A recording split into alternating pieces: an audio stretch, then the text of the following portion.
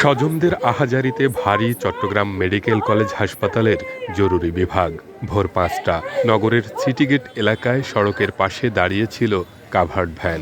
সীতাকুণ্ড থেকে ১০ জন মাছ ব্যবসায়ী পিকআপ ভ্যানে করে ফিশারি ঘাটের দিকে যাচ্ছিলেন। পিকআপের চালক নিয়ন্ত্রণ হারিয়ে কাভার্ড ভ্যানের পেছনে ধাক্কা দেয়। ঘটনাস্থলেই ৩ জনের মৃত্যু হয়, আহত হন আরও ৫ জন। তাদের চট্টগ্রাম মেডিকেল কলেজ হাসপাতালে পাঠানো হয়, পরে হাসপাতালে আরও ২ জনের মৃত্যু হয়।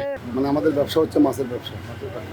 ওরা মাছ কেনার জন্য যাওয়ার সময় দুর্ঘটনা হয়েছে। পিকআপে করে যাচ্ছে, রানিংয়ে আসার সময় ড্রাইভার মনে ঘুমিয়েছিল, এই কারণে একটা দুর্ঘটনা হয়েছে। এক্সট্রিম মশার কয়েল প্ল্যান্ট ফাইবার দিয়ে তৈরি। ডেঙ্গু, চিকুনগুনিয়া বাহি সহ যে কোনো মশার বিরুদ্ধে দেয় এক্সট্রিম সুরক্ষা। নিহত ব্যক্তিরা হলেন আকাশ দাস, অজিত দাস, রনি দাস, জুয়েল দাস ও মোহাম্মদ সোহাগ।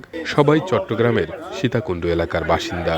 এ দুর্ঘটনায় আহত অবস্থায় আরও ৪ জন চট্টগ্রাম মেডিকেল কলেজ হাসপাতালে চিকিৎসাধীন।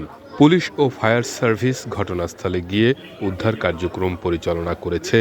মরদেহগুলো পুলিশি হেফাজতে রয়েছে।